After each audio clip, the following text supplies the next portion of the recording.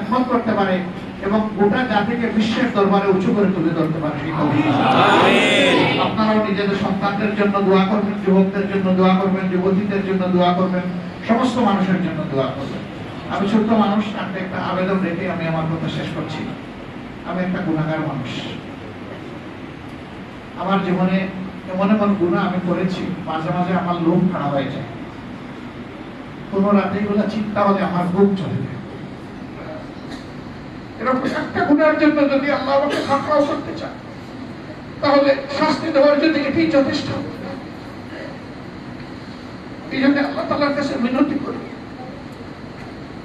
এই কওমের মুক্তির জন্য ঈমানের ভিত্তিতে আল্লাহ যেন আমাকে শহীদ হিসাবে কবুল করে। আমি যেন রক্তের চাদর গায়ে দিয়ে আল্লাহ তাআলার দরবারে হাজিরা দিতে পারি। শুধু তাই না, আমি আরো আল্লাহর কাছে দোয়া করি এবং আপনাদের কাছে দোয়া চাই যে মহান আল্লাহর প্রয়োজনে, দ্বীনের প্রয়োজনে, মানবতার প্রয়োজনে আল্লাহর দুশমনেরা আমাকে যেন কেটে টুকরা টুকরা করে দেয়। প্রত্যেকটা টুকরার স্তূপ সেদিন যেন ফেরেশতারা আল্লাহর সামনে নিয়ে হাজির করবে।